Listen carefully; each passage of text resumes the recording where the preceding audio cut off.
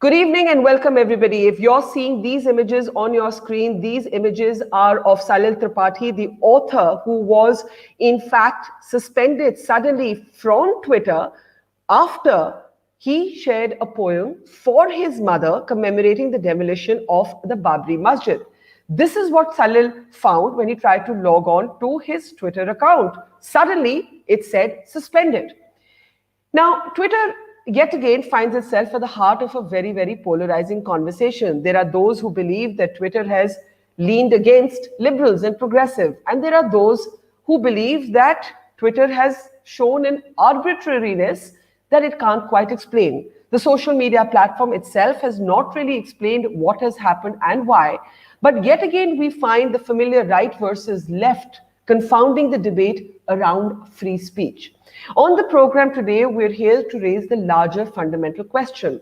Are social media platforms like Facebook and Twitter ideologically biased?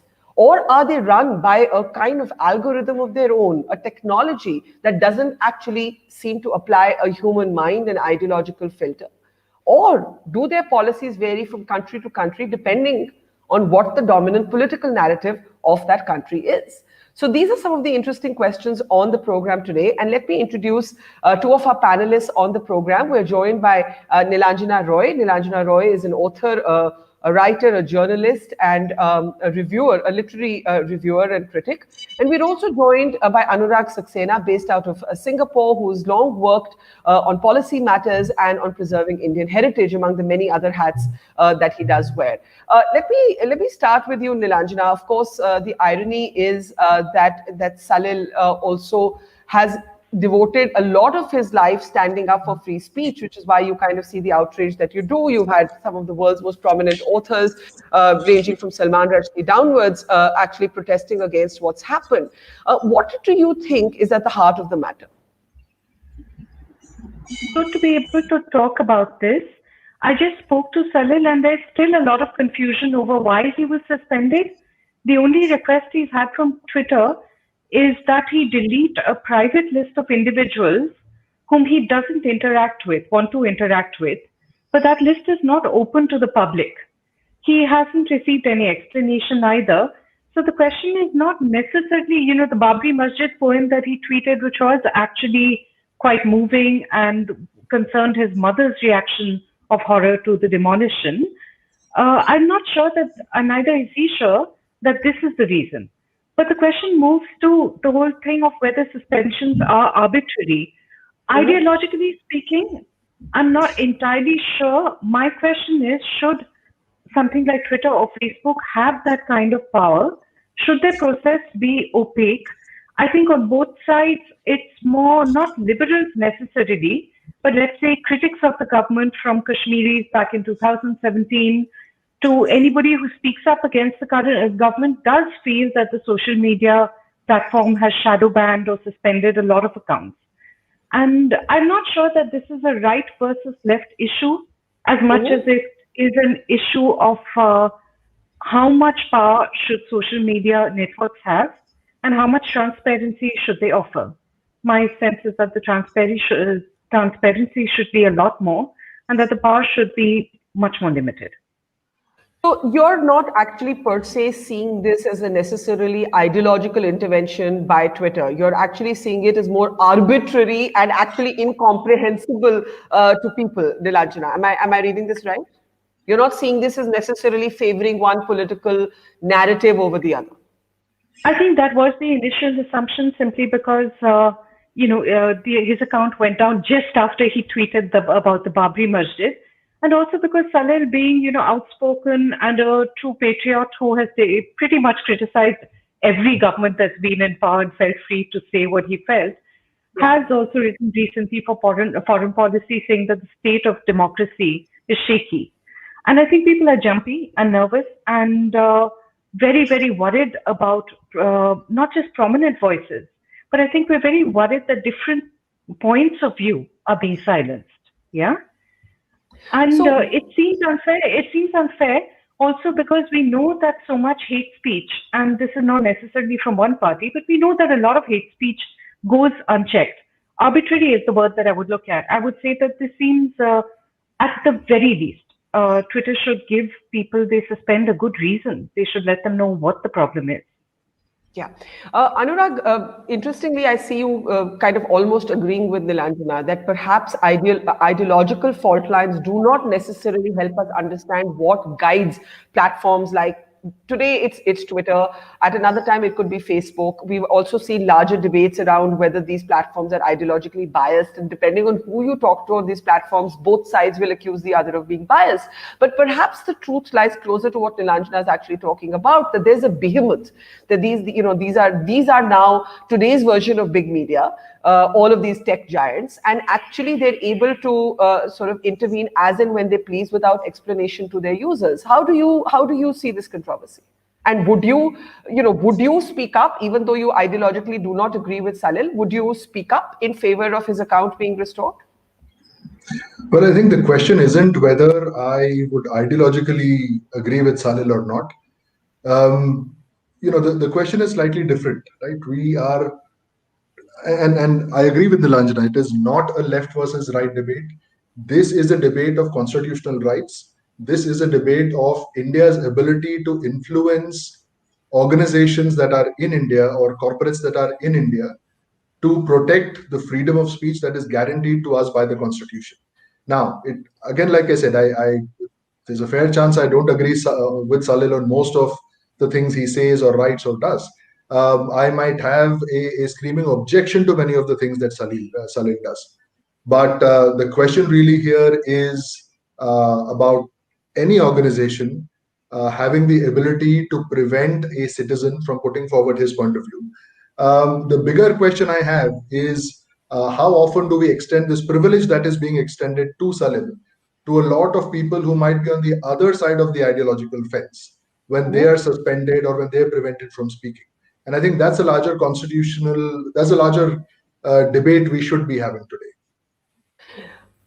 So, prima facie, Anurag, prima facie, do you believe that Twitter has been arbitrary in the suspension, that whether or not your views are the same as his on Ayodhya and what happened on the 6th of December, the demolition of the mosque, and we'll play out the clip where Salil is actually reciting that poem that got his Twitter account suspended. Prima facie, would you say Salil has the right to share that poem on Twitter and still be active on Twitter, despite your own ideological differences with him? Well, you see, if the law of the land allows him to share his view, as far as the law of the land allows him, nobody else, as reprehensible as that piece of speech might be, no company, individual, organization, institution has the ability to supersede the right that Salil or anybody has accorded by the law of the land. Yeah, I think that's a very fair and comment that should be applied even-handedly. And let me bring in Karuna Nandi at this point, joining our program, senior advocate. One of the interesting things that's happened is that Nilanjana and Anurag, who probably agree on almost nothing else, are agreeing on the arbitrariness of platforms like Twitter. And I think both are prepared to be guided by the laws of the land in terms of what content should be shared. There's nothing to suggest that the clip that Salil has actually used violates any law of the land. It's a poem. It's a poem that is commemorative to the Babri Masjid demolition. Karuna, can you come in with your thoughts?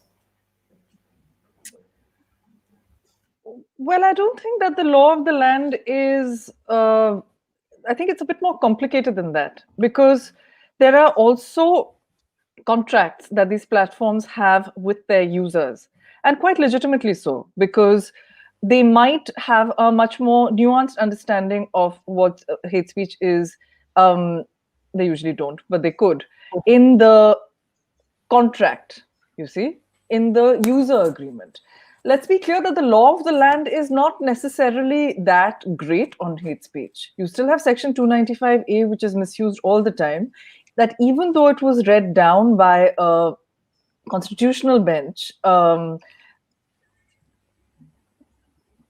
deliberately, maliciously posted insult to religion is still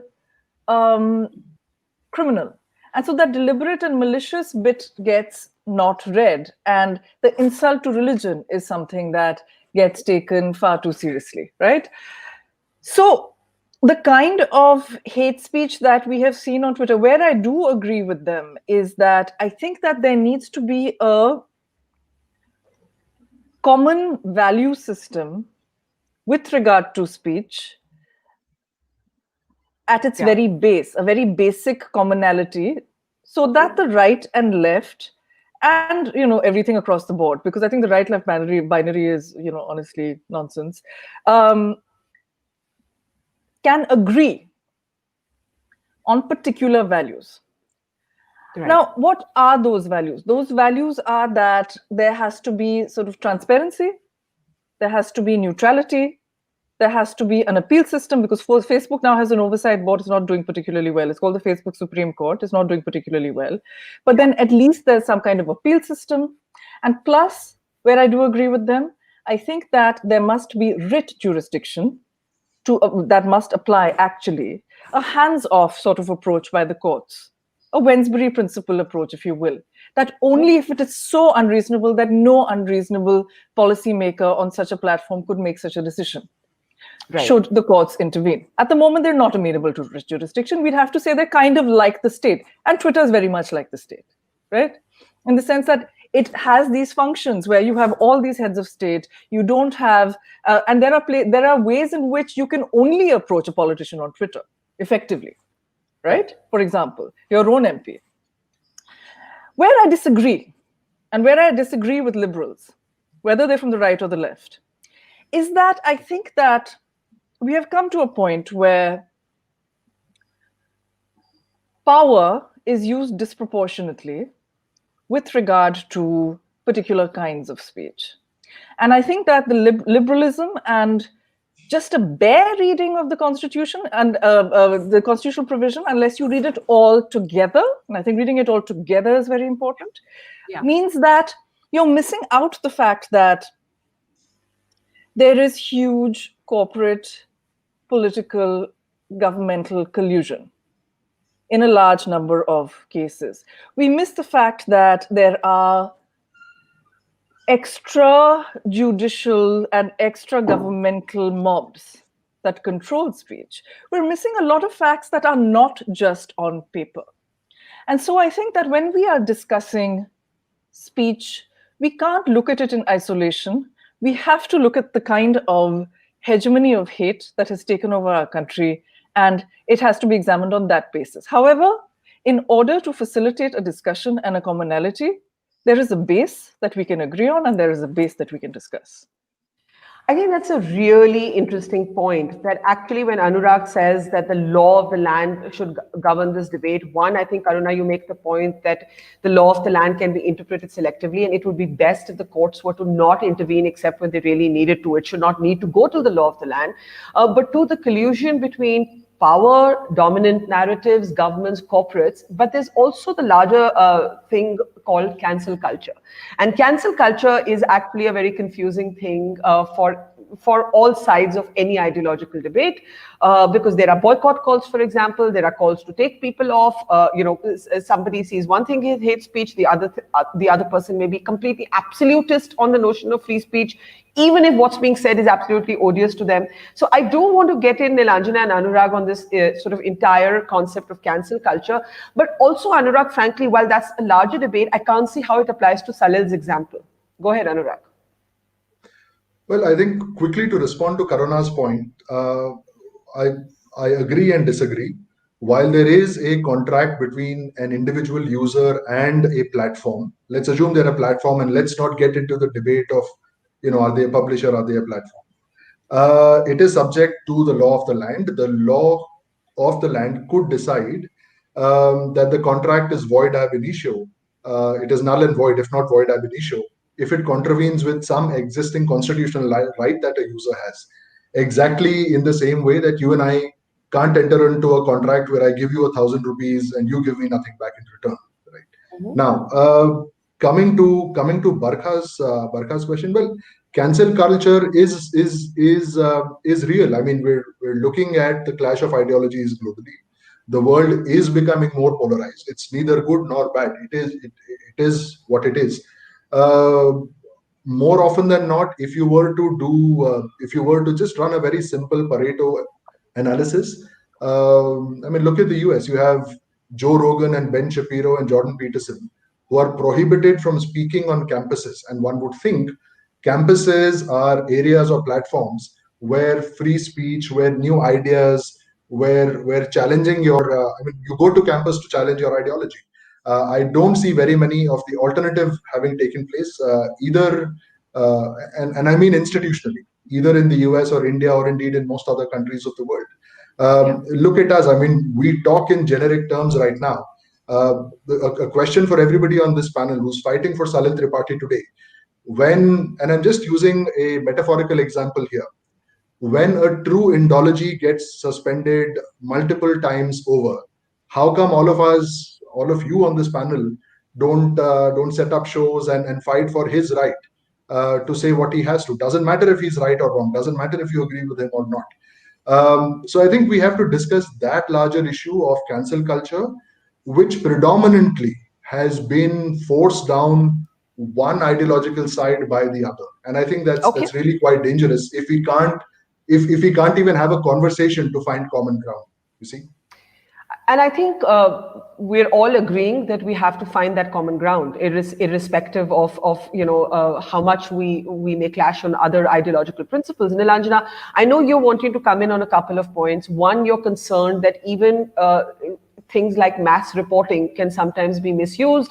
They can sometimes be used actually as an expression of cyberbullying. And that takes me back to cancel culture, right? So if enough people get together and report an account, algorithmically a platform, or even by its own rules, a platform will be forced to pay attention to that. But I think Anurag raises an important question, and this comes up for us again and again, right? It came up for us, for example, in the Arnab Goswami case, where a lot of people turned around and said, if bail not jail is the norm, then why don't we feel that about Mr. Goswami? Much as some of us may completely sort of loathe, and I would freely use the word, loathe the media he represents.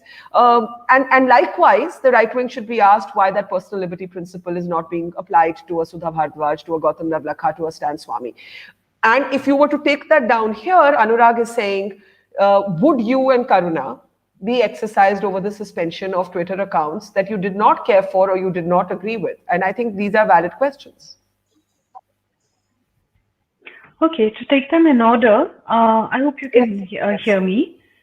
One of the problems with Salil's account going down was that apparently, we're not sure about this again, but a right-wing account called Deshi Army claimed credit for the suspension. And there has been these incidents of mass reporting deliberately by the right much more often than anyone else to try and knock out what they see as liberal accounts that are critical of the government. And, that kind of thing, the right at this moment in political power has an obvious advantage. There is a well-funded IT cell, and it would be very naive to ignore that. Second part of it is government pressure itself. I think every government, honestly, every Indian government that we've had has at some point of time strayed across that line and tried to shut down its critics in one way or the other. But it's no secret at all that on social media, on Facebook, the right-wing supporters of this problem are not just aggressive, but they're well-funded. And there is a campaign going on. Every day you see those toxic hate hashtags attacking Muslims, attacking Christians. It's very communal and it's very dark. In terms of, crossing the ideological line, so many of us did actually speak out when Abhijit Iyer Mitra, for example, found himself in legal trouble. And whatever the content of what he said, Salil himself was one of those who wrote to pen and said, we must stand up for this because it is just not right for somebody to be sent to jail, irrespective of the content of what he said. Jurisdiction raises an interesting point. Salil, for example, is based in the US or the UK, even though he's a Gujarati born and bred and has deep roots in Bombay and Gujarat.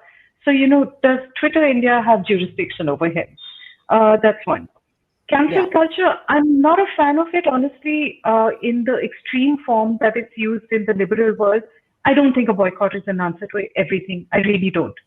I draw the line on certain things.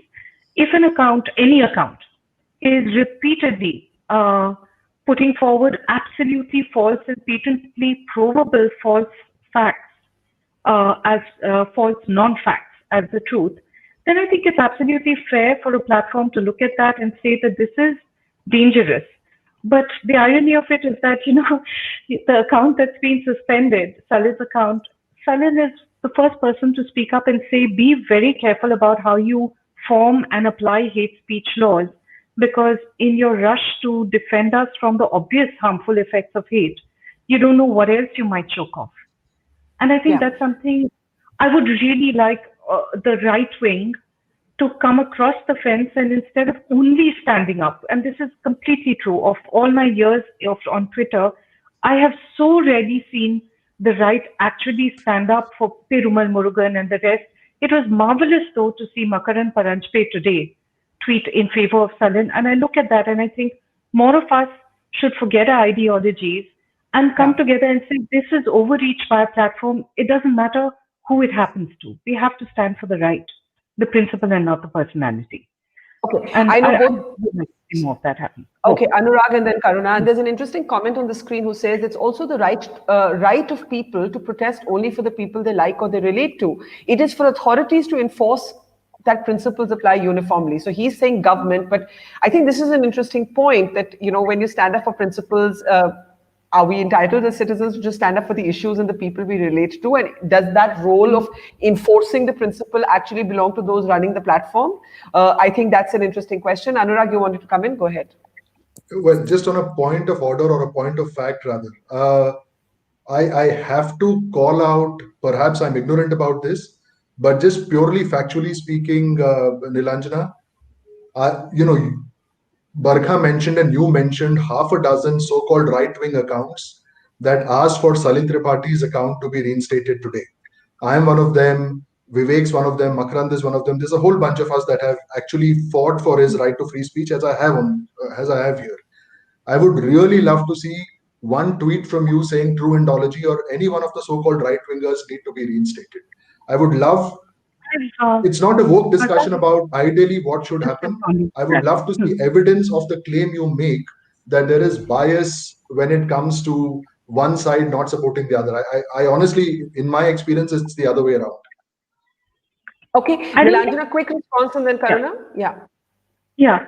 I don't think this is about true Indology, because that takes us into the realm of, is a malicious account of any ideology something that you should be to decide if that is malicious.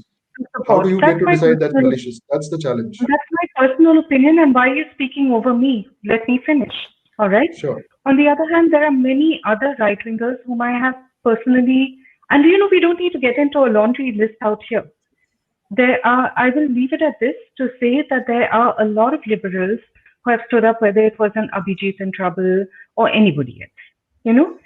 And I don't think, if you go through, again, let's take it back to Salil, because he is the man under pressure today. And look at his writings. You will see the number of times he has said, we have to be careful about not over-censoring. And the right has not stood up in the same way. In this one instance, yes. But I could cite a dozen instances where we have turned around and said, are you going to speak? And not here, because I know where you're trying to drag the debate. And I think I want to keep it entirely to the question of social media platforms. I just want to finish out here. I want to keep it to the question of social media platforms and the fact that because social media platforms control the commons and the public space that belongs to all of us, we do need to get them to be less opaque and more clear about the reasons why they are suspending specific accounts. And that's my finding. And I just want to bring in Karuna, because I think the one way to resolve this laundry listing that always follows these kind of arguments is in fact what you said, Karuna, on what are these shared agreed values. Like once you have an acceptance of what those values are, what is actually crossing the line into grave hate speech or fake news that should not be allowed to be perpetrated, and who defines that. Once there is an acceptance of that, actually in every such instance, we will not have this argument. I stood up for so-and-so, you didn't stand up for so-and-so, then you have to explain why you did or why you didn't, right? And I think that's what it comes down to. It comes down to defining what those commonly agreed values are, but how do you begin that process and who defines them? I mean, I think that's a relevant question, right? Facebook's recent expose, or the recent expose of Facebook with regard to a variety of hate speech that their policy had allowed and then was subsequently sacked for is very telling. Because not only does it show that you have people controlling these pipes that are pandering to the proclivities of the ruling party, but that also that the ruling party is conflated with the government, is pressuring some of these pipes to act in particular ways. It's unlikely that they were just pressuring one platform and not pressuring others. In fact, I have been in court when the lawyers for the government have told Twitter in no uncertain terms to act in particular ways that were contrary to anything that really that they had to do on pain of criminal prosecution or on pain of contempt, right? So I think the question being asked is a very important one, but I also think that it goes to the heart of our political, judicial economy, right? Which is that there's a breakdown of trust in public institutions. And there is a breakdown of trust across the board, you know? And part of that is to circle back because of the polarizing effect of social media. If you haven't, I mean, I say this on as much as I can, I think it's really, really important to watch The Social Network because our ideas of reality are being very seriously shaped. It's on Netflix. It's very seriously being shaped by what we see on social media. So what's the answer? I just want to correct Anurag on a limited point of fact, which is that even if there is a particular provision that is not in accordance with some kind of law, the attempt is always to save the contract. Right. So the only that particular provision would be, so the whole contract would not be quashed. So yeah, so I think the answer is to strengthen, you know, faith in public institutions, but also to have, I think, the kind of structures that I was speaking of earlier, and to make sure that Twitter and Facebook deal with fake news the way they were dealing with Trump's account across the board, and not to privilege US speech and European speech. So I just do want to point out that while we're talking about Salil, this happened with Amit Malviya's account. When we're talking about fake news, this is actually Rahul Gandhi's tweet, but we actually need Amit Malviya's tweet. I don't know why here. So Amit Malviya's tweet was actually then flagged by Twitter for possibly not being accurate, right? And we saw Twitter actually intervening and doing that. So I think there is beginning to be some sort of systems that are being put into place. And if anyone wants to comment on how Twitter handled Amit Malviya's tweet, I'll start with you, Anurag. Well, I don't know. Amit, if I'm not wrong, Amit claimed that the police didn't actually even touch the farmer. And from the video, that is what it seems like. I have no idea how Twitter uses its algo. The farmers were subsequently interviewed by a bunch of journalists, the farmer in question, who was able to give a first-person testimony about what actually happened. A number of fact-checking websites across the board were able to call out that tweet for being inaccurate, and Twitter then flagged it, as they have done with Trump's previous tweets, as they flagged it for a fact check. So that did happen. I mean, I was just speaking to Karuna's point when she mentioned Trump. I was reminded of what happened with Amit Malviya. Which is exactly why it's very limited. They're few and far between. But yes, I think it's an important point to discuss. But it's very, laws change because Robin Williams' daughter was trolled. And if you look at the kind of rape and death threats that women in India get every day, I mean, there's no comparison. But I'm glad Amit Malviya's tweet was flagged. Anurag, you were saying. Yeah, sorry. Yeah, and precisely, which is why I started this conversation with that, ideally, I would like to be a citizen of a country that enforces transparency on a machine. If there is an AI, if there is an algo, if there are norms that are set by any platform, exactly in the same way as I want my sharbat to be transparent in terms of what ingredients it has, what a process looks like of manufacturing it, etc., etc. I would like to see that even with social media platforms. Only then can we say that only then will we get over this polarization of each side. You see, it takes talent for a platform to be equally hated by both sides. And unfortunately, Twitter has been able to achieve that.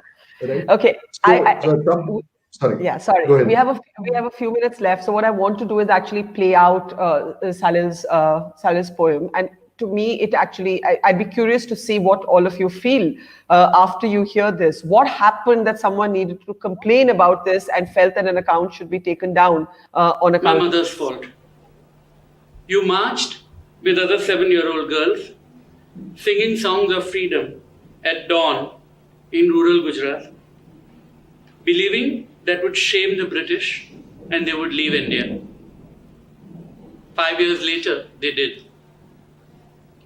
You smiled when you first saw Maqbool Fida Hussein's nude sketches of Hindu goddesses and laughed when I told you that some people wanted to burn his art. Have those people seen any of our ancient sculptures? Those are far naughtier, you said. Your voice broke on December 6, 1992, as you called me at my office in Singapore when they destroyed the Babri Masjid. We have just killed Gandhi again, you said. We had. Ahute karai koi divas? Can anyone do such a thing anytime? You asked, aghast, staring at the television as Hindu mobs went house to house looking for Muslims to kill after a train compartment in Godhra burned, killing 58 Hindus in February 2002. You were right each time. After reading what I've been writing over the years, some folks have complained that I just don't get it. I live abroad. What do I know of India? But I knew you, and that was enough. And that's why it turned out this way. Okay, so that was Salil's poem, and I just do want sort of responses to it. What would lead someone to actually come in and complain about it? Anurag, let's start with you. Well, you see, personally, I might have a few issues with Salil's poem. I might have issues with the false equivalence of equating colonized with a post-colonized era. I might have an issue with willful obfuscation, where you talk about the destruction of one man monument missing out on the destruction of a bunch of others. I might have issue with the fact that he lost all sense of proportion whatsoever, where a train just burned, but the other side's reaction had to be amplified and a lot of words had to be spent. Having said that, I do not have the right, nor does any platform, to shut Salil's ability to say it. It does not matter if what he said was true, if it was True matters, right? True matters. Facts matter. I think that's what we've been saying, that facts matter, right? You just said it doesn't matter if it was true. Well, no. I'm talking about Salil's right to say it is not for a platform to enforce. If it was false, there are laws of libel, slander, etc. that can be applied. It is not for a platform to be able to apply and become the judge, jury, executioner, so to speak. As objectionable or as it doesn't matter what I think of the poem, really. You don't agree with his account being taken down, and you don't agree with those who complained about it. Obviously, enough number of people would have had to complain about it for it to be taken down, right? I don't actually know how it works. Anurag? And that's the point. No one knows how it works. Barkha, that's the point I've been trying to, and thank you for agreeing with me, because that is what we should be collectively pushing for, to figure out how these platforms work. Okay, Niranjana, Karuna, let's bring you in. Karuna, let's start with you. So we heard that poem. Anurag said he may have, a different interpretation of or a different set of words he would deploy to describe what happened with the Babri Masjid on the 6th of December, but he doesn't believe that account or the poem should have been taken down. When you hear it, and this is where something tricky happens, right? If enough people report something, if enough people complain against something, it can be taken down. Whereas for me, the free speech test is, even if what I say offends 100 people and I'm the only person saying it, I have the right to say it. And isn't that what Justice Chandrachud should have meant, or meant maybe, when he spoke of personal liberty? Isn't the free speech test that within the bounds of the country's laws, I'm able to say something that the majority may find offensive? Otherwise, what is free speech? What is the meaning of free speech? So what the standard you're articulating, Barkha, is a standard of constitutional rights, right? Yeah. What you're saying is that constitutional rights grant individuals the right, a particular set of rights to free speech, to equality, to particular types of freedom, regardless of what the majority says, regardless of what the government says. Yeah. This is very important. Now, Anurag, we do know how it works. Twitter doesn't have enough people in positions of decision making to deal with the huge number of reports that it gets. Partly, it's a problem of not taking it seriously enough and too low an investment in it. Partly, you can understand that when you are crowdsourcing speech, unless you crowdsource the regulation of speech with oversight, it's never going to work. In addition, when you are in a number of languages and also when you're all over the world, how are you going to know what hate speech is? When you have meat thrown into a Hindu temple versus meat being offered to the gods in a Kodava temple, how is somebody on Twitter necessarily going to know what the difference is and which allegation is hate speech and which allegation is mere devotion?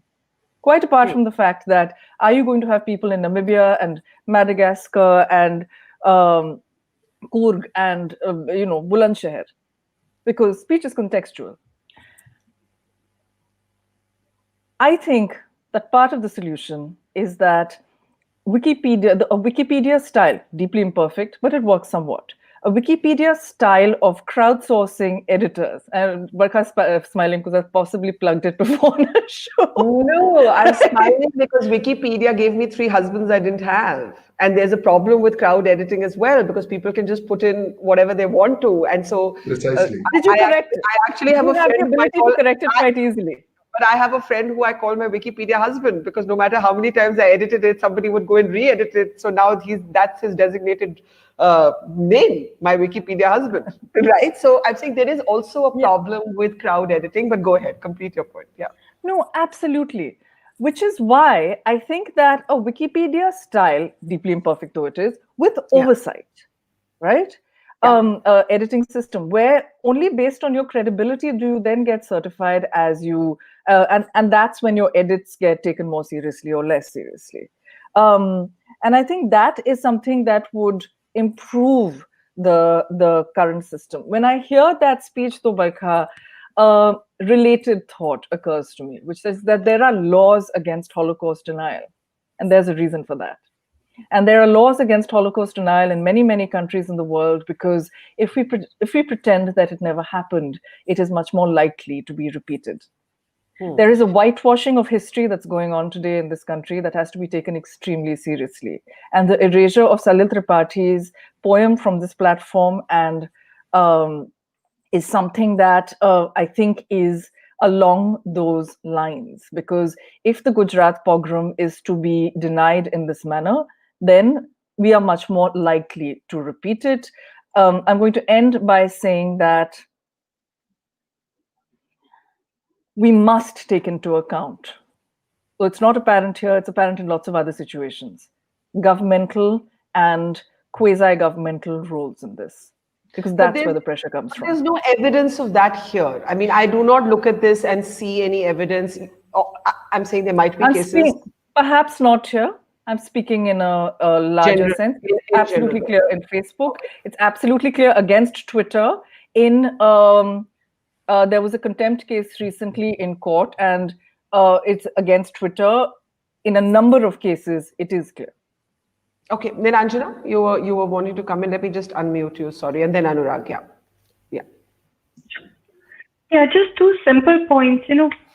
History cannot be the preserve of people who outshout everyone else. And we've seen the damage that majoritarian has done to the country. And we don't need that majoritarianism to prevail on a platform like Twitter or Facebook. I mean, when I look at those platforms, one thing I see very clearly about Salil's situation is that his account was suspended because he was mass reported.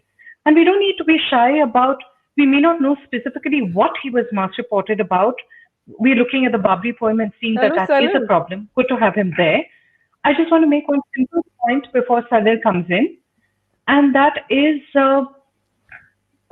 Twitter can answer to the government, it can answer to the ruling party and preserve its relationship with it, or it can actually uphold free speech, but it can only do one of those three. It cannot do two out of those three, which is what's been going on. I'm just, hi Salil, Salil, welcome audio. to the show. Because of time zone differences, we weren't able to get you in the beginning. But before we let you have the stage, so to speak, I'm actually just going to let Anurag complete the point that he was making. You missed a bunch of our arguments. That doesn't matter. You can imagine most of them. Anurag, I'll let you respond to Nilanjana and Karuna, and then I'll let Salil have the stage briefly, and all of you can respond to him then. If you can please stay on just an extra 10 minutes, because we managed to get Salil on the line. Go ahead, Anurag. Hi, Salil. Good to have you here. So first things first, you'll be glad to know all of us agree that Twitter shouldn't have done what it did. So that's where we are. Doesn't matter which side of the ideological fence we sit. Thank you. The very quick point I wanted to make to Karuna, you see, I hear what you say, Karuna, and I genuinely understand why you would think that way. Around the government or a party in power. It could be a party at a state level. It could be a party at the center. Misutilizing its ability to influence any platform. But here's the thing, right? I mean, you're a lawyer. The rest of us are not. If you do believe that there is enough evidence, instead of speculating, instead of covert or for that matter overt assertions that this is indeed the case, that Twitter or a Facebook or whoever it is under the iron hand of a dictatorial leader, then please do go to court and allow that freedom to all of us. I mean, I will thank you if you were to take it to court and ensure it doesn't happen. Now, if we don't have the evidence to take it to court and prove that this kind of a dictatorial attitude is being taken, then let us not misguide an average audience today and hang around the realm of speculation. I don't think that's very fair. Okay, I'll just ask, Karuna, can you hold your thoughts maybe till Salil? No, can I just respond before people are influenced by this? Okay, go ahead. Anurag, I'm afraid you're speaking to a comment that was perhaps made by someone else and perhaps in another conversation, because it certainly wasn't made by me. There was no speculation whatsoever. Okay, fair enough. I accept your apology. There was no speculation whatsoever. Great that we both agree that these platforms are not under pressure from the government right now. I'm glad we both agree. Thanks. No, you're wrong about that. Just listen to me this time, okay? What I had told you and the audience and the rest of the panel was that there are specific instances of governmental pressure that are demonstrable in the public domain. When you look at the Facebook example, when you look at the Twitter contempt case against Prashant Bhushan, and the attitude of the government to Twitter, not to Prashant Bhushan, which is perhaps predictable, but to Twitter in court. Look up the reports. This is not me. Look up the reports. So what I'm telling you about is objective fact. Look also at the takedown of the various people around the Delhi riots who pervade blatantly hate speech and incitement to violence. So I'm not speculating. I'm speaking about specific examples. And one was before the court, so there's no question of going to court. May I just use our time with Salil?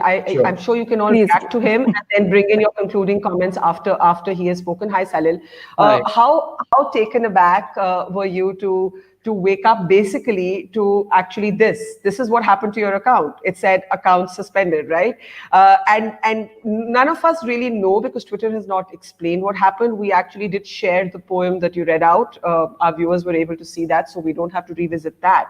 But I think the conversation has been along the contours of whether the free speech debate has become ideologically selective. And the point that this panel at least seems to agree on, that there have to be some commonly agreed to principles, so that this debate is not about individuals, but it's about the principle, it's about the values. So just your thoughts and what you're planning to do about this suspended account would also be interesting. Yeah, so thank you first of all for having me, and I'm sorry I missed the part, but I live in the part of the world which is many hours behind India. So I couldn't be there earlier. I agree with you that no journalist should be a story. So I hate being where I am just now. I'd much rather write about others, and I also have no illusions that what I'm going through can even remotely be compared to what Siddiq Kapan and others are going through right now. About being denied bail and being kept in jail and so on. So, and other journalists who have actually lost their lives, like Gauri Lankesh. So those are the real heroes, and I'm not one. Just want to make it very, very clear that I'm not seeking any. I didn't seek this out. That said, the fact remains that it is an arbitrary decision. The suspension happened first. After that, I got a message several hours later saying that this has happened.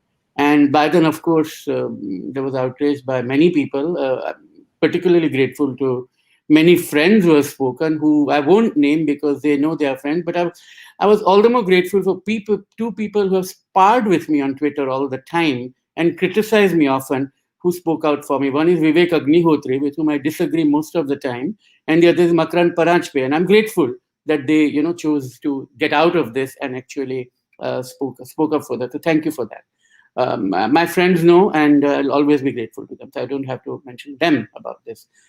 Now, leave aside what's happened to me. The fact remains that Twitter as a company is susceptible to pressures. It is susceptible to pressure from mobs. It is susceptible to pressure from companies. It is susceptible to pressure from governments. And it will be susceptible tomorrow to the Congress government, to Mamta government, or a Kejriwal government. I mean, it is a corporate entity. But the question is, should the government exercise that power? That is one question. And I'm not even going into it whether this is the government's hand behind it. I simply don't know. I simply don't know why Twitter has made the decision it has made. Two, Twitter does have algorithms which allows it to act when there is a concerted complaint. Now, sometimes it could be for good reason, that somebody is inciting violence and people do step in. But I've written a book on Bangladesh. I know Bangladesh well, and I know that there are good, well-meaning secular writers, rationalists, gay writers, lesbian writers in Bangladesh whose accounts have been closed by various social media companies because of concerted effort which has been planned by religious fundamentalist groups. That this has been happening. And India is no exception. There is an atheist group on social media which periodically gets shut down. There's a friend of mine who's a cartoonist. His work periodically gets taken because of too many complaints. Twitter has to have adult supervision, human supervision to handle with all this. And it doesn't do that. It claims it has policies, it hides behind them.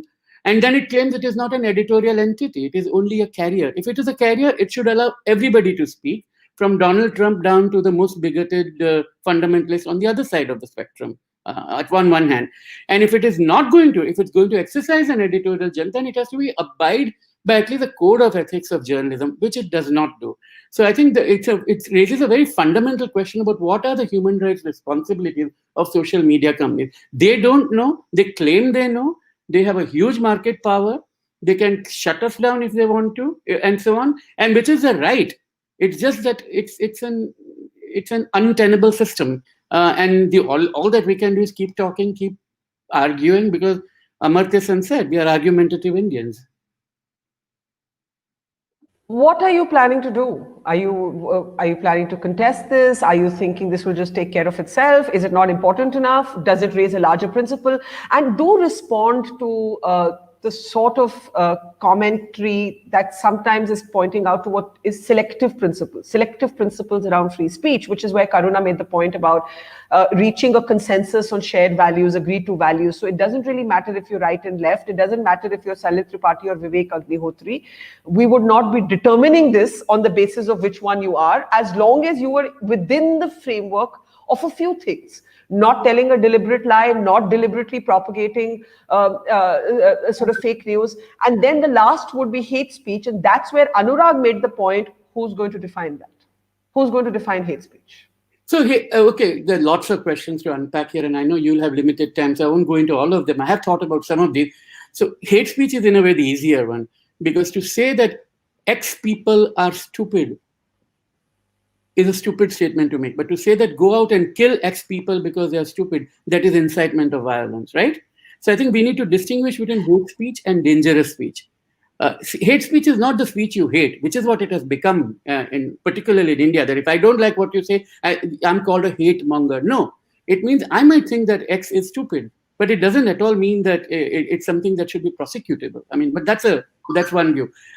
In terms of what I intend to do about it, I mean, they told me that to restore my account, I have to follow certain steps. I'm trying to follow the steps, but I don't have access to my account. So it's almost like a Kafkaesque situation, where they're telling me, and all of you know, have read Kafka and the trial and so on. So it's a bit like that. I'm asked to do something which I'm not able to do. And unless I do that, I can't do what I want to do. And it's frankly Twitter's problem, not mine. They have to fix it. They have to get better software writers and coders. There's quite a lot of them, and it's economically a time of recession, and they have the market cap and cash resources to hire more people. Yeah. Okay, quickly before I get the panel to respond, there was this example that came up, and I'm surprised Anurag hasn't brought it up yet, but in anticipation of him bringing it up, the Bloomsbury publication on the Delhi riots, right? Yeah. Which actually created a whole set of complex questions for free speechers because it was seen to be a complete antithesis of what actually happened on the ground. The victims were treated as villains, the villains were treated as victims. Bloomsbury eventually decided to pulp the book, right? Salil, do you want to come in on? My point is Garuda published it. That's all my response to that is. Right. People were upset that a publication house like Bloomsbury, which publishes Kamila Shamsi, which publishes J.K. Rowling, which has published Margaret Atwood and William Dalrymple, people were curious and they asked Bloomsbury, why are you doing this? And why is it that certain individuals are on your platform? And they said, well, actually, it's not our platform. Our logo has been misused. That's what they said. And therefore, they took the decision to withdraw the book. It was their decision. Nobody that I know in the free speech community told them to ban the book or pulp the book. They decided to do it. And the book came out. Garuda published it. And none of us, at least, again, the group that is being vilified as banners and censors, none of us said that the book should be banned. The book is there. It's there for people to read and react and review and so on. And that's the way it should be. Okay, fair enough. Now, I just want Karuna, Nilanjana and Anurag to come in on Salil, and then Salil can have the last word. We do have to pretty much wrap up after that. So, Nilanjana, I just want Salil's quote on that time was, pulling the book was not the same as banning it, right? That's what Salil had said at the time. And a number of people are quoting Salil today in the context of the current debate and saying, hey, Salil didn't stand up for that book. And like, as we can see on our screen, the book has been published by Garuda Prakash. And I have sorry to interrupt, but I have a piece which people can look at where I've specifically said that I'm not calling for a ban on the book. Right. Read what I've said rather than what other people say I have said. No, that's why I just brought this up. So that I know, but it's the folks on Twitter. Okay, Anurag, why don't we start with you? Well, you see, whatever happened in Delhi, none of us know. Even if you were in Delhi, you do not know who the victim was and who the villain was, right?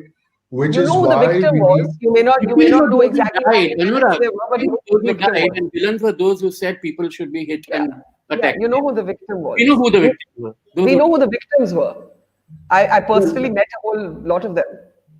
And both sides are claiming they're the victim, right? And which is exactly why they were Hindu and Muslim victims. No one has suggested that there's a side here. They were Hindu and Muslim victims here. But villains, I mean, we'll end up talking for another hour. I'm just saying we do know who the victims were. They're well documented, they're well chronicled, their stories are well reported. Many of us have reported them ourselves. But let's come back to the larger point. The larger point on this free speech principle, in this case, the larger point, we can have another show on the Delhi riots, which we probably should, is Salil is saying, I didn't call for censorship. I did not call for censorship. But it takes me back to my original question that if tomorrow someone wants to say that suppose Kapil Mishra wants to say Goli Maro Salo Ko on Twitter, is that free speech? And many would say that's an incitement to violence. So that's a clearer example. When there isn't a clear incitement of violence is where we get stuck in these lines between cancel culture, mob bullying, mass reporting. That's where the thing really gets complex. So let's start taking quick reactions. Anurag, go ahead. And that's my point. The only gatekeeper of a conversation can and should be the sovereign government of the land, which enforces the law of the land. That cannot be a group of individuals, a clique, a club, whoever else. It doesn't matter what ideology people have. The challenge that we have today is that we are not discussing what those set of laws should be under which, and I totally agree with Salil. In fact, Salil, before you had logged in, I had made the exact same point that you cannot claim to be a publisher. I mean, you cannot claim to be a platform while you're taking on an editorial role. And the challenge today is that everybody, depending on whatever side of ideology they have taken on or usurped the role of being the gatekeeper of a conversation, which cannot and should not happen. You know, Salil has a right to say his piece, as does the lady who Bloomsbury had, purportedly signed on originally. If she is lying, let's go to the court, let's pull her out for slander, let her go to jail. But this whole cancel culture of, listen, I will decide, or a group of us will decide who gets to say, who doesn't get to say, is where the problem is. What we should be doing collectively is approaching the government. It could be a state, it could be a center, and saying, hey, listen, we are all troubled by this kind of bullying, hate speech, censorship, what have you, that platforms are deciding without having the sovereign right to. And let's collectively ask the government to build the norms around that, rather than us trying to vilify the other side. I mean, that it goes nowhere. I mean, And I think we've got to, we're beyond the point of othering, and the othering has got to stop at some point. And I think we'd all agree with that. But then, where do we take it from here? Nilanjana? The government has a really bad idea. Putting your rights in the hands of the government and expecting them to regulate social media. This is basically an argument for regulating social media, and that's the last thing that we need to add to this mess. But just getting back to the point of order, the point at order, Salil's account is one of the many that is down because it was mass reported in an orchestrated campaign that a member of the right has taken credit for. The platform dropped its responsibility. It should either have made it clear what the suspension was for and hashed it out honorably with Salil or with anyone else who uses its thing. It should not have given into pressure, which is what it really looks like. And in the middle of this, what's happening is that public speech is becoming something that you have only if you are not attacked by a mob. We were just talking about the Bloomsbury thing, and the idea that cancel culture includes something like that is ridiculous. Bloomsbury had two choices. One was to stand by the author, and the other was to publish the books as fiction, which was a perfectly honorable choice again. And there is no reason why we can't ask questions of a publisher. You should continue to do that. But you cannot ask those questions at the expense of saying, shout him down, cancel his right to speak. The reason that we are having this conversation on television and not on Twitter is because Salil is not on Twitter. And he is not the only one out of by a social media company that is acting either at the behest of the government or other interests or right-wing groups. Okay, and now I have time just for Karuna's last comment, and then I'll give Salil the last word. And my question is this: we do not want the government to regulate social media. We do not believe the platforms are doing their job. We are too polarized and divided to agree among ourselves. So it looks to me like we're out of options, and the only option is to develop a really thick hide and not respond to anybody and just carry on, hunker down and carry on. Keep calm and keep tweeting. I don't think we can, because I think that we don't just exist as individuals, because we exist as a polity and as a citizenry as well. I think that making sure that there are basic constitutional principles derived from the judgments of the courts in the past, and then beyond that, the company can contract in whatever way it wishes, are very important. What would these basic constitutional principles include? They would include the right to natural justice for sure. You cannot take away somebody's pen and paper, and that is what it's like to take somebody's Twitter account away, as distinct from taking away their Quora account, right? Sure. Or as distinct from saying that one publisher won't, and as Salil very pithily put, that Bloomsbury won't publish it, but there's a whole number of other publishers that will. Yeah. And so the right to natural justice here was denied to Salil. His pen and paper were taken away without asking him for a justification. And beyond that, what should these constitutional principles include? Salil's spoken about Susan Banesh's program invention in the Berkman Center with regard to dangerous speech. While I respect Susan and her work and the project, I think that dangerous speech is essentially an intervention into US speech law where hate speech got a bad name and they repackaged it, right? But even dangerous speech, what does it include? It includes not calling a bunch of people cockroaches or weeds, or the fact that they're overpopulating, because there's lots of evidence, including from the ICTR and the ICTY, to demonstrate that it leads to genocide. So these are the basics on which platforms can have their own contracts. But Twitter, in particular, cannot take Salil's account away without following these basics.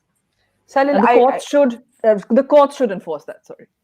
Yeah, Salil, quickly, the last word to you. I mean, yes, we're all argumentative Indians, but India does not have a great record on free speech. I think you made the point that across governments have buckled, governments have bent, especially when it comes to censorship of the arts. It has happened repeatedly. It has happened on the watch of every government. Salman Rushdie, who spoke up for you today, was, the most definitive example of our time from decades ago, and that happened on a Congress government. Today, you're seeing other things happen on the watch of a BJP government. But social media did not exist then, and what social media has done is that it has created a blurry space between what's a mob and what's popular opinion.